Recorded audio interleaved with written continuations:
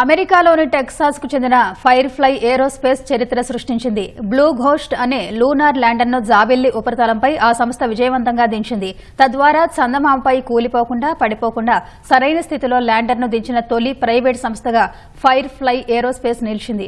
నాసాకు సంబంధించిన 10 ప్రయోగాలను ఈ ల్యాండర్ నిర్వహించనుంది. అమెరికాలోని టెక్సాస్ కు చెందిన ఫైర్ ఫ్లై ఏరోస్పేస్ చరిత్ర సృష్టించింది. బ్లూ ఘోస్ట్ అనే లూనార్ ల్యాండర్ను జాబిల్లి ఉపరితలంపై విజయవంతంగా ల్యాండ్ చేసింది. ఫైర్ ఫ్లై కు చెందిన మిషన్ కంట్రోల్ ఈ విషయాన్ని నిర్ధారించింది. ల్యాండర్ చంద్రుడిపై స్థిరమైన స్థితిలో ఉందని ప్రకటించింది. తద్వారా చందమామపై కూలిపోకుండా పడిపోకుండా సరైన స్థితిలో ల్యాండర్ను దించిన తొలి ప్రైవేట్ సంస్థగా ఫైర్ ఫ్లై ఏరోస్పేస్ నిలిచింది.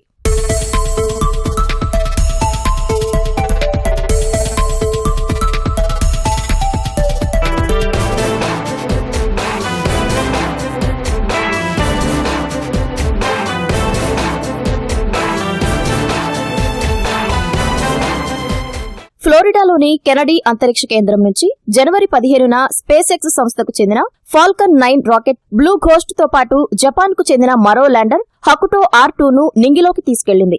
బ్లూ ఘోస్ట్ ల్యాండర్ పొడవు 2 మీటర్లు. ఇది జాబిల్లి కక్ష నుంచి ఆటో పైలట్ మోడ్లో కిందికి ప్రయాణిస్తూ ఈశాన్య అంచున ఉన్న మోన్స్ లాట్రెయిల్ సమీపంలో దిగింది. తొలి ఫోటో పంపించింది. నాసాకు సంబంధించిన 10 ప్రయోగాలను ఇది నిర్వహించనుంది. చందమామ ధూళిని సేకరించేందుకు వాక్యూమ్ వినియోగం, చంద్రుడి ఉపరితలం కింద ఉష్ణోగ్రతలను కొలవటానికి డ్రిల్లింగ్ చేయటం, వ్యోమగాముల స్పేస్ సూట్లు, పరికరాలను అంటుకునే హానికరమైన ధూళిని తొలగించే మరో పరికరాన్ని పరీక్షించడం తదితరాలు ఇందులో ఉన్నాయి. బ్లూ ఘోస్టులో 10 పరికరాలను అమర్చారు. చంద్రుడి ఉపరితలం మట్టిని విశ్లేషించేందుకు రేడియేషన్ను తట్టుకోగల computer, global satellite navigation system వంటివి ఇందులో ఉన్నాయి. పూర్తి లూనార్ డే అంటే భూమిపై 14 రోజులతో సమానంగా పనిచేసేలా ల్యాండర్ను రూపొందించారు. మార్చి 14న చంద్రుడిపై ఏర్పడే గ్రహణాన్ని, 16న జాబిల్లిపై సూర్యాస్తమయాన్ని ల్యాండర్ ద్వారా చిత్రీకరించనున్నారు.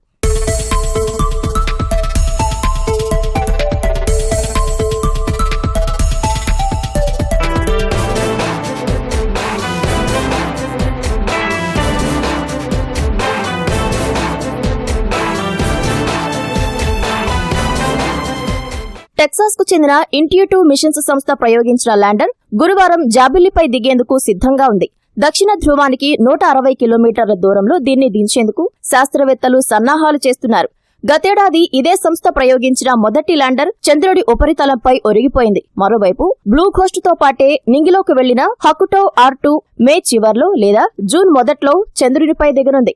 జాబిల్లిపై ల్యాండింగ్ కోసం ఐస్పేస్ చేస్తున్న రెండో ప్రయత్నమిది. 2 ఏళ్ల కిందట ప్రయోగించిన మొదటి ల్యాండర్ చందమామ ఉపరితలంపై కూలిపోయింది.